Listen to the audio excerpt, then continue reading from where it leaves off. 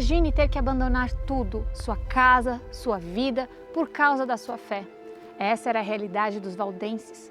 Acusados injustamente de heresia pela Igreja Católica, eles se viram obrigados a fugir pelas montanhas, enfrentando frio, fome e constante ameaça de morte. Repetidamente, os soberanos dos vales recebiam ordens de Roma para massacrá-los. No entanto, nem sempre eles atendiam de pronto, porém haviam muitas pressões vindas de cima. Em 1448, a fúria assassina voltou a se abater sobre os valdenses. Em Valois, uma caverna que servia de refúgio para famílias inteiras se transformou em um túmulo de fogo. Imagine o terror! Crianças abraçados aos seus pais, buscando em vão escapar da fúria das chamas. O ar se tornando irrespirável, o calor insuportável, os gritos de terror abafados pelo ruído implacável do fogo. Naquele dia fatídico, as chamas da vida de mais de 3.000 almas inocentes foi cruelmente extinta. 400 crianças, 400 promessas de futuro apagadas para sempre. Valois, antes um refúgio de paz, se tornou um monumento à barbárie da intolerância religiosa. Em cada batalha pela sobrevivência, os bárbaros, seus respeitados líderes espirituais, estavam sempre presentes. Estes homens não apenas ofereciam orações fervorosas para fortalecer os espíritos dos combatentes, mas também os lembrava constantemente de sua humanidade. Eles os lembravam a defender-se, mas aconselhavam a não tirarem mais vidas do que absolutamente necessário. Mesmo em meio ao caos da guerra, os bárbaros não esqueciam seu papel de cuidadores, atendendo aos feridos com compaixão e habilidade. Um dos episódios mais extraordinários dessa saga ocorreu quando um exército invasor, confiante em sua superioridade numérica, avançava pela estreita garganta da montanha. Enquanto os soldados avançavam confiantes pelo estreito caminho, uma névoa densa, como enviada por Deus, encobriu o vale. Desorientados, os soldados foram derrotados pelos valdenses, que conheciam cada trilha, cada rocha, cada segredo daquelas montanhas. A terra tremeu sobre os pés dos invasores. Pedras eram roladas e atiradas pela fúria daqueles que lutavam por suas famílias e por sua fé. A arrogância do capitão Lenoir, que os havia chamado de covardes, foi silenciada pela flecha certeira de um jovem valdense. Aquele foi um dia de triunfo para os valdenses, um sinal que Deus estava ao seu lado. A fé inabalável dos valdenses, sua coragem diante da morte, ecoaram pelos vales e montanhas, chegando aos ouvidos do Duque de Saboia, o soberano daquele território.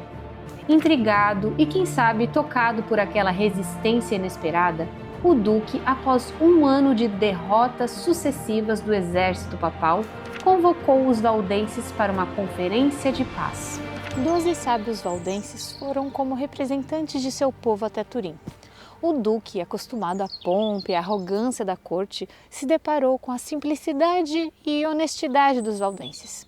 Suas palavras, inspiradas nas escrituras sagradas, desfizeram as mentiras que por tanto tempo alimentaram o ódio e a perseguição. Curioso, o duque, que ouvira histórias absurdas sobre os valdenses, pediu para ver suas crianças. Imaginava ele encontrar seres deformados, com apenas um olho na testa e 4 filas de dentes pretos na boca, como os padres católicos haviam falsamente lhe dito. Mas ao ver aqueles meninos e meninas saudáveis e inteligentes, as mais belas criaturas que já se tem visto, nas palavras do próprio duque, a verdade se revelou em toda a sua luz. A intolerância religiosa frequentemente usa falsas acusações para denegrir opositores, mas a verdade, como a luz, sempre encontra um caminho para brilhar.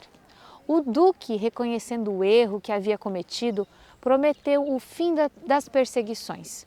E assim, por 50 anos, a paz reinou nos vales valdenses. Porém, a sombra da intolerância ainda pairava sobre eles, esperando o momento oportuno para atacar novamente. Infelizmente, a paz deste povo sofrido não durou por muito tempo. Em 1488, o Papa Inocêncio III lançou uma nova onda de terror sobre os valdenses. Ele prometeu aos seus soldados a absolvição de todos os pecados e a posse das terras dos valdenses, incentivando uma verdadeira caçada humana. A nova cruzada teve início no mesmo ano, mas os valdenses conheciam cada trilha, cada pico, cada esconderijo daquelas montanhas. Eram guerreiros relutantes defendendo sua família e sua fé. Os soldados inimigos, por mais que tentassem, não conseguiam alcançar os valdenses que se refugiavam nos altos das montanhas. No entanto, ao chegarem em Rocamaniot, o destino da batalha parecia incerto. Os cruzados em maior número pressionavam os valdenses. Mulheres e crianças escondidas em cavernas rogavam a Deus por livramento. Foi então que no meio da multidão de soldados surgiu um gigante terrível chamado Negro de Mantovi. O gigante começou a afrontar os valdenses, fazendo ameaças, gabando-se da superioridade e vantagens de seus homens. Então, em um gesto de soberba, ergueu a viseira no meio da batalha. Mas mal sabia ele que naquele exato momento, um jovem chamado Pedro Revel preparava sua vingança. A flecha voou certeira, guiada pela mão de Deus e pela fúria daqueles que defendem o seu lar. Assim como Golias, esse gigante caiu, e com ele a valentia dos cruzados. Aterrorizados, os soldados de Catânio bateram em retirada, deixando para trás os seus mortos e a esperança da vitória. Os valdenses reuniram-se novamente no topo dos montes e oraram, louvaram e agradeceram a Deus pela vitória.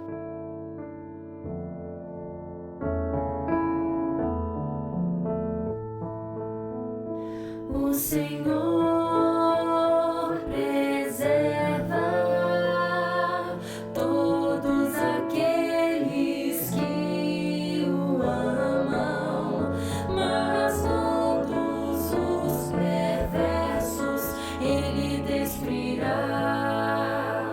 O Senhor preserva todos aqueles que o amam, mas todos os perversos ele destruirá. Salmo 145, verso 20.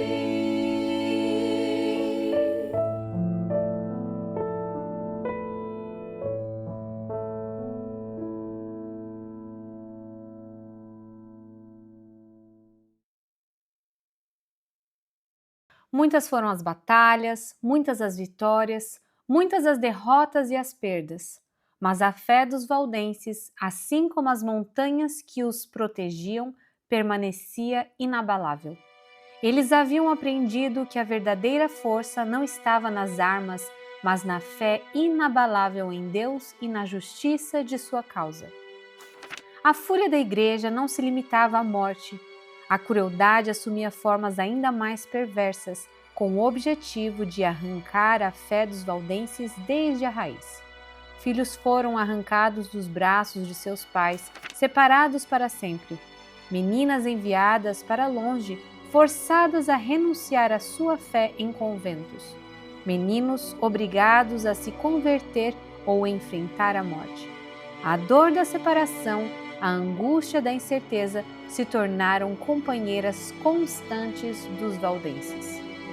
As milhares de crianças raptadas pelos sacerdotes papais eram trazidos para este local, onde hoje é um hospital. Os pais eram ameaçados de nunca mais reaver seus filhos caso não se unissem à Igreja Católica. Estes pais, apesar do sofrimento, apesar da perda, se mantiveram firmes. Não há registro em toda a história dos valdenses de um pai ou uma mãe que tenham renunciado à fé para reaver seus filhos. Eles se agarravam à promessa de que um dia a justiça divina reuniria todas as famílias separadas pela intolerância e pelo ódio. Enquanto a reforma ganhava força, ecoando pelos 4 cantos da Europa, os valdenses viram uma oportunidade única. Poderiam unir forças com aqueles que, como eles, ousavam desafiar o poder absoluto da Igreja Católica. A ânsia por paz e segurança após séculos de perseguição havia levado os valdenses a um dilema angustiante. Para garantir uma existência menos sofrida, começaram a fazer concessões antes impensáveis, participar de missas, batizar seus filhos nas igrejas católicas em troca da promessa de tolerância, tornou-se uma prática cada vez mais comum. Embora no íntimo discordassem, a busca por alívio imediato cobrava seu preço. Cada concessão, um peso na consciência, um passo em direção a um caminho perigoso. O coração antes firme como as rochas dos Alpes amolecia a cada passo dado em direção àquilo que antes repudiavam. Assim, quando o chamado da reforma ecoou, encontrou um povo fragilizado que acabou por ceder com mais facilidade do que se poderia imaginar. Em 1530, representantes valdenses cruzaram os Alpes com o desejo de fortalecer os laços com os reformadores da Alemanha e Suíça. Em encontros memoráveis com figuras como Berthold Haller e Guilherme Farel, os valdenses se interessaram pelas novas doutrinas e modos de vida desses irmãos.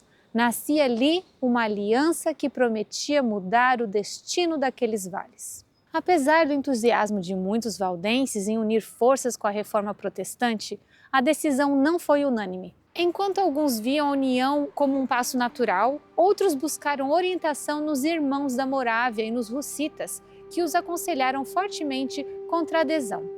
Mesmo assim, a vontade da maioria prevaleceu, no exemplo claro da democracia que regia a vida dos valdenses. Foram convidadas todas as igrejas valdenses dos vales, da Calábria, as comunidades albigenses no norte dos Alpes, também vieram homens da distante Boêmia e as igrejas da Suíça e França escolheram Guilherme Farel e Anthony Saunier para representá-las.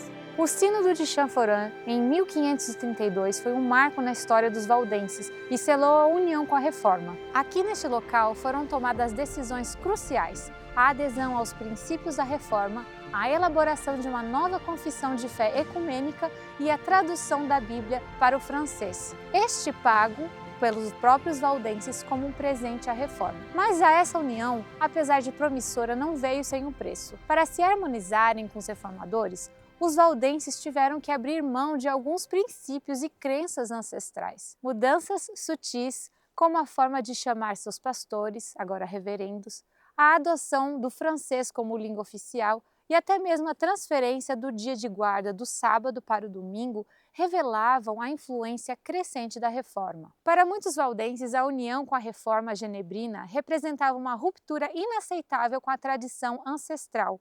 Entre aqueles que se levantavam contra os novos posicionamentos, destacam-se os barbas, Daniel de Valence e Jean de Molinés, os quais se retiraram da Assembleia e foram até os irmãos valdenses na Boêmia e na Morávia.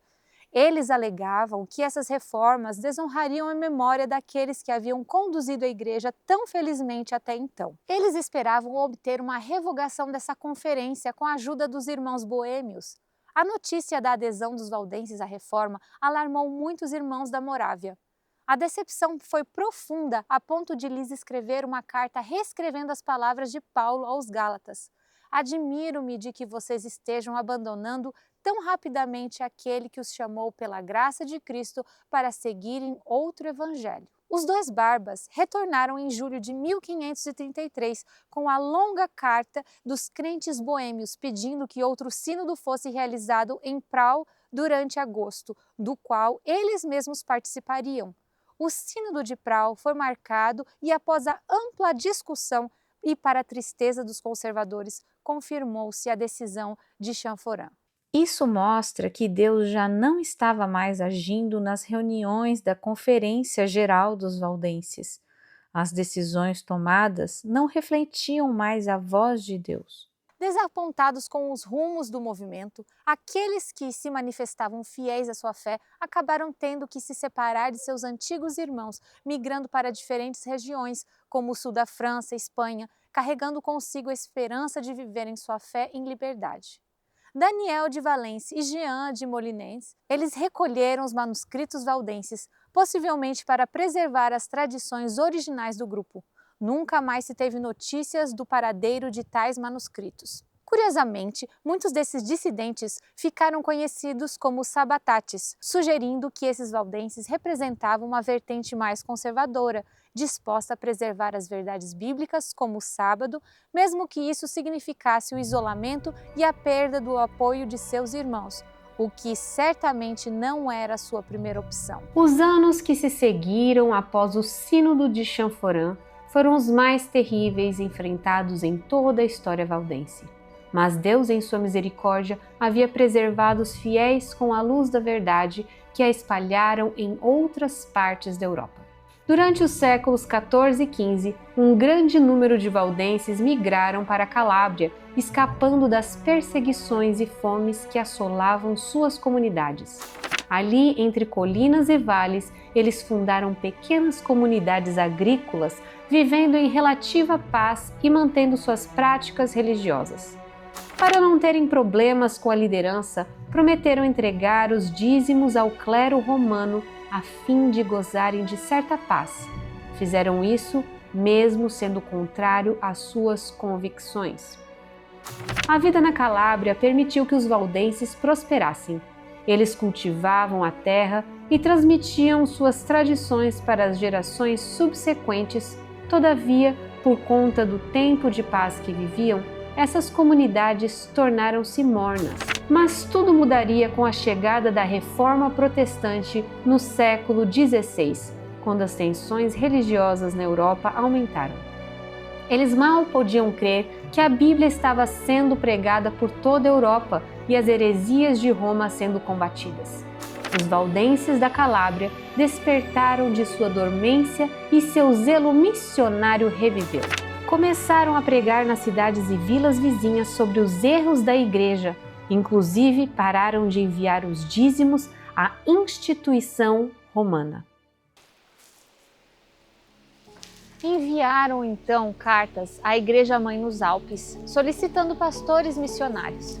A igreja enviou um jovem que havia estudado na escola de Calvino, Jean-Louis Pascal, o qual deixou a sua noiva esperando.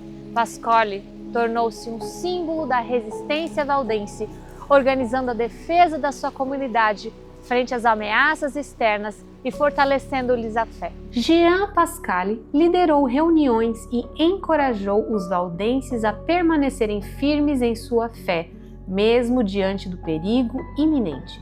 Sua liderança inspirou muitos a resistirem à pressão de conversão forçada. Infelizmente, o jovem pastor foi capturado e finalmente levado a Roma. Em 1561, sob ordens do Papa Pio IV, uma campanha militar foi lançada para erradicar a presença valdense na Calábria.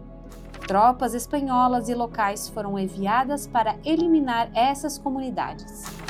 As aldeias foram cercadas e seus habitantes enfrentaram uma escolha cruel: converter-se ou enfrentar a morte.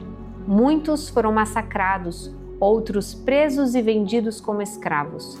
Jean Pasquale, apesar de seus esforços heróicos, não conseguiu evitar a tragédia que se abateu sobre seu povo. Numa manhã de primavera, aqui na cidade de Roma, a fogueira estava preparada na ponte em frente ao Castelo Sant'Angelo. O Papa Pio IV estava rodeado por cardeais e clérigos e observava de cima do castelo enquanto o palco central estava aguardando o prisioneiro. Pasquale, o jovem marcado pelo sofrimento, foi trazido ao palco sob gritos da multidão. Herege, filho do diabo! Com firmeza inabalável ele declarou: Vim aqui morrer hoje por confessar minha crença em meu divino Mestre e Salvador Jesus Cristo. De boa vontade dou minha vida por ele, que deu a sua por mim.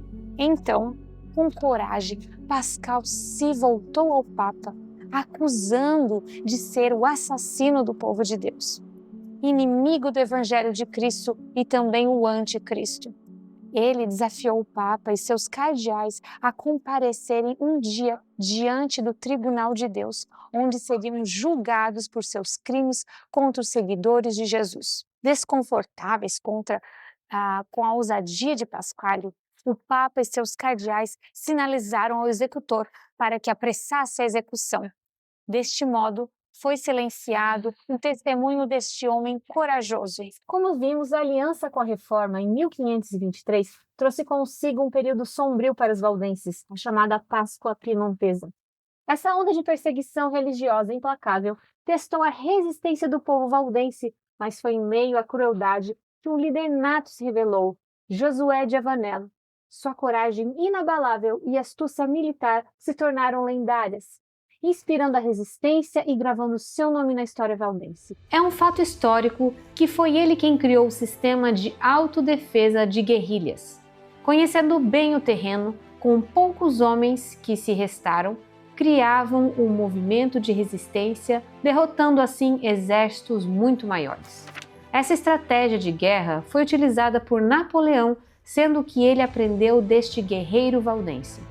O interessante é que foi com esse formato de guerra que ajudou Napoleão a acabar com a supremacia papal, fazendo o Papa cativo em 1798. Na primavera de 1655, o exército do Duque de Savoia, com 4.000 homens fortes, avançou pelo Vale de Rorá, determinado a esmagar os valdenses. Josué de Avenel, com apenas 17 guerreiros montanheses, enfrentou o impossível. Escondidos nas encostas íngremes, Janavel e seus homens desencadearam uma tempestade de pedras e flechas sobre os invasores. O terreno estreito transformou-se numa armadilha mortal. Soldados caíam aos montes. As suas armaduras eram inúteis contra a fúria da montanha e a precisão dos defensores. Em poucas horas, o que deveria ser uma conquista fácil tornou-se um pesadelo para o exército ducal. Centenas de mortos e feridos jaziam nos vales, enquanto os sobreviventes fugiam em pânico. Javanel, sem perder um único homem, havia transformado 17 pastores em lendas vivas, provando que a fé e a coragem podem mover montanhas e derrotar exércitos. Josué Janavel, líder valdense oriundo da cidade de Rorá, destacou-se por sua coragem extraordinária.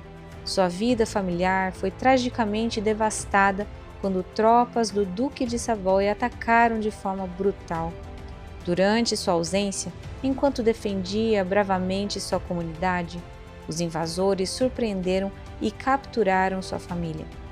Sabendo da importância estratégica de Janavel para a resistência valdense, as autoridades viram naquela tragédia uma chance de enfraquecê-lo. Apresentaram-lhe então uma proposta cruel: entregar-se em troca da vida de seus entes queridos. A resposta de Janavel foi firme, carregada de fé e determinação. Ele recusou-se a ceder, sustentado por uma convicção inabalável. Não há tormentos tão cruéis, nem morte tão bárbara, que possam abalar minha fé ou me fazer renunciar à religião de meus pais. Minha esposa e minhas filhas prefeririam ver-me morto do que apóstata e perjuro. Vocês têm-nas em seu poder e podem, se quiserem, exercer sua crueldade sobre estas pobres inocentes. Mas, se vocês as entregarem às chamas, elas saberão caminhar com um coração firme no meio das brasas ardentes, invocando o santo nome de Deus. A resposta de Janavel não apenas demonstrou sua devoção inabalável à sua fé, mas também sua confiança na força espiritual de sua família. Ele continuou: Quanto a mim, enquanto Deus me der força, não deixarei de combater por sua causa e pela defesa de seu povo. Minhas filhas teriam horror de mim se eu as abandonasse. Elas me exortam a perseverar até o fim, e se for preciso, elas me fornecerão elas mesmas a corda para enforcá-las, caso tenham a fraqueza de ceder às suas ameaças e renunciar à sua fé. Essas palavras pronunciadas em um momento de extrema adversidade solidificaram o legado de Janavel como símbolo de resistência e fé inabalável entre os valdenses. Após tantos feitos, Janavel tornou-se um obstáculo significativo para a Igreja Católica. Em resposta, a Igreja propôs um acordo de paz aos valdenses, condicionado ao exílio de Janavel em Genebra. Enfrentando um dilema doloroso, Janavel optou pelo sacrifício pessoal em prol de seu povo. Com grande pesar, ele aceitou o exílio, passando seus 25 últimos anos de vida em Genebra. Ao final de sua vida, Janavel foi sepultado aqui, no antigo cemitério de Genebra, longe de sua terra natal, mas lembrado como um líder que priorizou o bem-estar de sua comunidade acima de seus próprios interesses. A luta dos valdenses estava longe de acabar. Mesmo com as vitórias heróicas de Janavel e outros líderes, a perseguição só aumentava. Em 1686, eles enfrentariam seu maior desafio, a Grande Expulsão. Neste episódio trágico, desencadeado pela revogação do Edito de Nantes em 1687 pelo rei Luís XIV da França, cerca de 14.000 valdenses foram forçados a abandonar suas casas no auge do inverno e atravessar os Alpes sob condições terríveis, embarcando em uma jornada perigosa, enfrentando fome, frio e morte. Muitos morreram no caminho, enquanto outros conseguiram abrigo na Suíça e em outras regiões protestantes. Aqueles que não foram expulsos foram forçados a subir no Monte Castelluzzo e tragicamente atirados, assim como havia acontecido com seus irmãos há 3 décadas atrás. Esse período marcou um capítulo sombrio da história valdense e com a perseguição aos protestantes atingindo níveis sem precedentes. Dos 14.000 valdenses forçados a deixar seus lares nos vales do Piemonte, apenas 3.000 conseguiram sobreviver à árdua travessia dos Alpes. Exaustos, famintos e em estado deplorável, esses sobreviventes finalmente chegaram ao outro lado das montanhas. Ali foram recebidos com uma compaixão inesperada que contrastava fortemente com a brutalidade que haviam enfrentado. Embora os suíços tenham recebido bem os valdenses exilados, estes não conseguiram aceitar o seu destino. Sentiam muita falta de sua terra.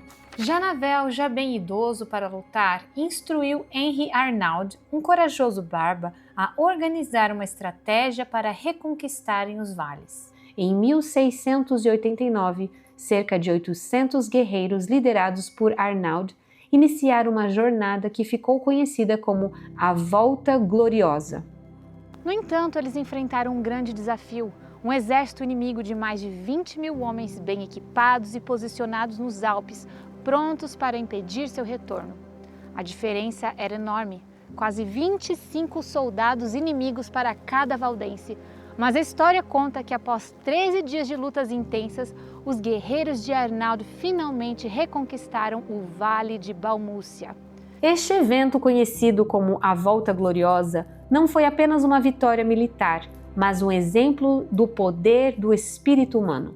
Demonstrou que a saudade de casa e o desejo de liberdade podem superar grandes obstáculos, mesmo diante de chances aparentemente impossíveis. Com o passar dos anos, os valdenses adotaram uma postura diferente daquela de seus antepassados. Se antes lutavam apenas para se defender, agora assumiam um papel mais agressivo, chegando a atacar os católicos, tanto clérigos quanto civis. Algumas comunidades valdenses uniram forças, formando grupos de combate liderados por 5 oficiais protestantes: Javier, Laurentino, Jamanel, Genolet e Benet. Esses grupos atacavam cidades católicas, especialmente aquelas onde haviam ocorrido atos de crueldade contra os valdenses no passado. Eles matavam, saqueavam, tomando de volta o que acreditavam ter pertencido aos seus irmãos. Em resposta, os católicos retaliaram incendiando campos valdenses. Isso, por sua vez, levou a mais perseguições e mortes de católicos pelos valdenses. Gradualmente, o foco dos valdenses parece ter mudado. Eles passaram a se preocupar mais em manter suas tradições e proteger suas propriedades do que em seguir estritamente os ensinamentos bíblicos que antes eram centrais para a sua fé. Esta mudança de atitudes e prioridades deu início a um processo de transformação na comunidade valdense. Com o passar do tempo, eles se distanciaram das suas raízes originais e hoje são considerados uma igreja progressista. Foram uma das primeiras denominações cristãs a apoiar abertamente os direitos LGBT, tendo aprovado o casamento de pessoas do mesmo sexo em 2010. A Igreja Valdense, ela mantém um forte compromisso com o ecumenismo e é membro de várias organizações ecumênicas. Em 1975, ela uniu-se à Igreja Metodista Italiana, formando a Igreja Evangélica Valdense. Recentemente, com a aproximação da Igreja Católica, destacada pela visita do Papa Francisco a uma igreja valdense em Turim, em 2015, marca um possível esquecimento dos sacrifícios dos seus antepassados que lutaram para preservar as suas convicções. Mas a esperança não está perdida. O Senhor revelou que há de agir novamente em favor desse povo, restaurando a pureza e fidelidade de antes e todos aqueles que buscarem a luz. A mensagem do terceiro anjo irá resplandecer nos corações sinceros desses vales. O conhecimento será aumentado, a fé e a coragem serão revividas, e a verdade brilhará como a luz da manhã por todos esses vales. O antigo campo de batalha ainda será o cenário de vitórias agora invisíveis, e a adoração da verdade bíblica vindicará a fidelidade passada de seus pais. Ellen White descreve como se tornou contrastante o caráter e propósito dos primeiros valdenses do século XII e XIII e da geração que se harmonizou com a Reforma. Infelizmente, como esse povo mudou agora. O espírito que animava seus pais e os levava a lutar pela pura verdade bíblica parece ter adormecido. A luz que brilhou de seus ancestrais não mais brilha deles. O declínio religioso marcou a fé e a prática deste outrora povo temente a Deus. Muitos dissimularam para ocultar sua fé e, ao comprometerem sua religião, tornaram-se corrompidos. É a velha história repetida. Quando deveriam estar avançando, estão retrocedendo. Da história dos valdenses, podemos novamente tirar lições para o nosso tempo. Quão importante é mantermos viva e acesa a verdade pela qual nossos pais deram a vida. Passa-se geração após geração e os valores e princípios vão sendo enfraquecidos. Ellen White diz que essa é a velha história sendo repetida. Aconteceu no passado, antes dos valdenses, e acontecerá novamente após eles. Repetir-se-á em nossos dias? Por acaso temos deixado brilhar em nós a luz que um dia brilhou sobre nossos pioneiros adventistas do sétimo dia? Ela segue descrevendo quais os maiores responsáveis desta apostasia. Os pastores, em muitos casos, são ignorantes das Escrituras e do poder de Deus e alimentam a si mesmos em vez de alimentar o rebanho. Para muitos deles, a religião é uma mera formalidade e eles não estão fazendo praticamente nada para avançar os interesses temporais ou espirituais de seu rebanho. O povo está perecendo na ignorância, enquanto aqueles que afirmam ser professores religiosos lhes tiram a chave do conhecimento. Eles mesmos não entram e aqueles que desejam entrar, eles impedem. Quão atual é essa citação? Os pastores, em muitos casos, são os responsáveis pela cegueira espiritual que paira em nossos dias. Eles, assim como no passado, têm privado seu rebanho do alimento sólido que os fortificaria na verdade em Cristo Jesus para a sua própria salvação. E isso nos ensina a não depositarmos nossa fé em líderes e guias religiosos. Os valdenses são exemplos de uma igreja que possuía a verdade, mas que apostatou, abandonando os pilares da verdade erguidos pelos seus pioneiros. Que estejamos atentos para não cairmos na mesma armadilha.